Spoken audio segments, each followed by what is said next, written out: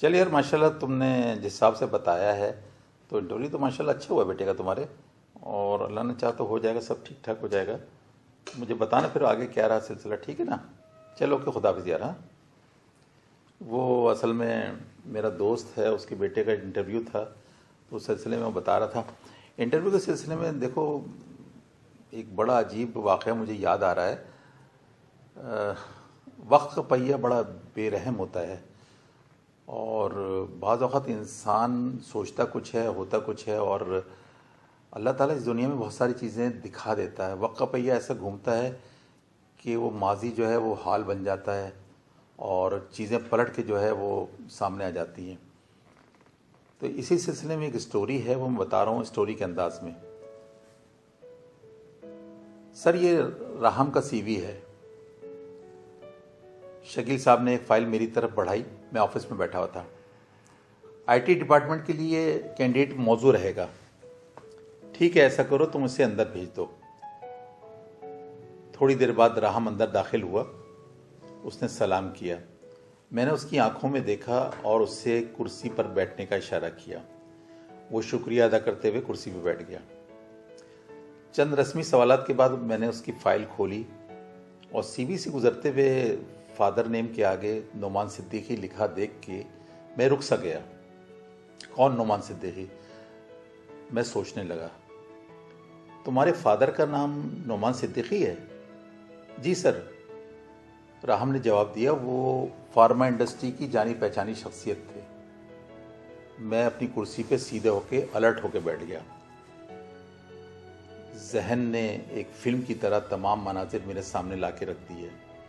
नोमान सिद्दीकी जो मेरा जिगरी दोस्त हुआ करता था यूनिवर्सिटी के ज़माने का। हम एक जान दो कालिब हुआ करते थे। देख अन्नू, मैं तेरे लिए ये शर्ट लेके आया हूँ। वो मुझे अनवर के बजाय अन्नू कहता था। ये उसके प्यार का अंदाज था, और मैं भी कभी ना कभी उसके लिए कुछ ना कुछ लेके आ जाता था। हमारी दोस्ती, प्यार और मोहब्बत का अजीब आलम था।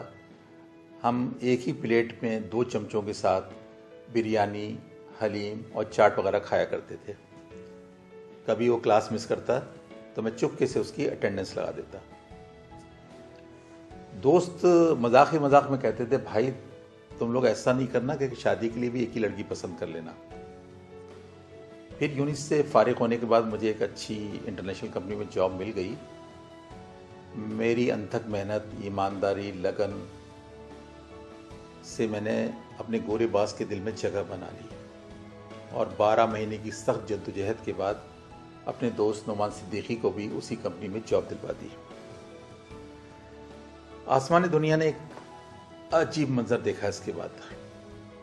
मेरा वो जिगरी दोस्त जो मेरी हर बात पे जान देता था, वो मेरे कंपटीशन पे आ गया।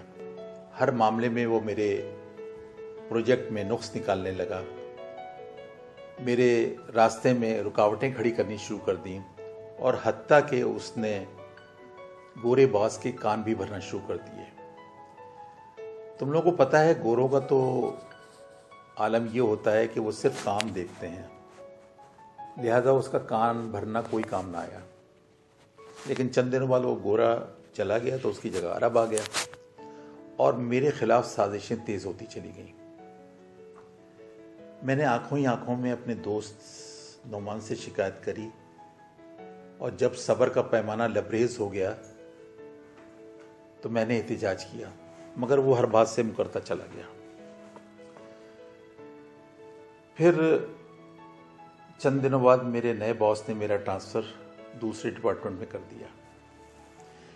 इस डिपार्टमेंट को मैंने अपनी दिन रात की जद्दोजहद के बाद नुकसान से प्रॉफिट में लाकर खड़ा किया था। फैक्ट्री के जितने लोग थे वो मेरी डीलिंग को जानते थे, मेरी मेहनत को जानते थे। जिसने भी सुना अफसोस किया। और 1 या 2 महीने के बाद नोमान सिद्दीकी साहब उस डिपार्टमेंट के हेड बन गए।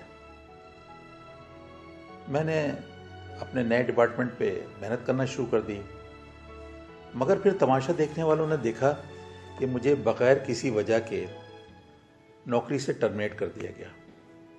और इस तमाम खेल के अंदर भी मेरा दोस्त शामिल था। यूं जिंदगी की दौड़ में मैंने दोस्त खो दिया। मेरी जिंदगी दोबारा इंटरव्यू के गिर्द घूमने लगी और अल्लाह का करम कि मुझे बहुत अच्छी जॉब मिल गई। और आज उसी नुमान सिद्दीकी का बेटा मेरे सामने बैठा हुआ है। मेरे मोबाइल की घंटी बजी। मैं हाथ में मोबाइल लेते हुए सोचने लगा कि जब मुझे पहली तनख्वाह मिली थी तो मैंने अपने दोस्त को सेल फोन ला के दिया था और वो खुशी से बेकाबू होते हुए बोला था, अन्नू क्या मुझे तेरी कंपनी में जॉब नहीं मिल सकती? तो मैंने उससे कहा था, क्यों नहीं जान, मैं कोशिश में लगा हुआ हूँ ना, जद्दोजहद कर रहा हूँ ना। और मेरे दोस्त, मैंने तो इतनी जद्दोजहद के बाद तुझे अपनी कंपनी में जॉब दिलवाई थी और तूने सारी जद्दोजहद मेरी जॉब टर्मिनेट करवाने में लगा दी। और आज उसका दोस्त, उसी दोस्त का बेटा मेरे सामने था। क्या दोबारा? मैं सोच रहा था। राहम ने मुझे सोचों में गुम देख के पूछा, सर क्या आप डैडी को जानते हैं? नहीं, मैंने एकदम से जवाब दिया। अच्छा शायद हाँ। मैंने बात पलटी। कैसे हैं तुम्हारे डैडी?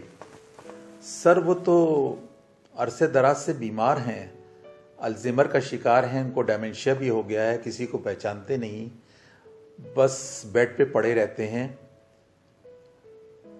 मैं तो जब से छोटा सा था जब से उनको बीमार देख रहा हूँ। ये आईटी का कोर्स भी बड़ी मुश्किल से कर पाया हूँ। मेरे खुदाया, ये सब कैसे हो गया राहम? सर डैडी को शुगर और ब्लड प्रेशर तो जमाने से था, ये बीमारी भी उन्हें ऑफिस से लाके बिस्तर से लगा गई और देखते ही देखते हमारी सारी जमा पूंजी इसमें खत्म हो गई। उसके लहजे में बहुत दर्द था और मैं सोच रहा था कि क्या मैं ये जॉब राहम को दे दूं? नहीं, मेरे अंदर से एक आवाज आई, ये तुम्हारे उसी दोस्त का बेटा है।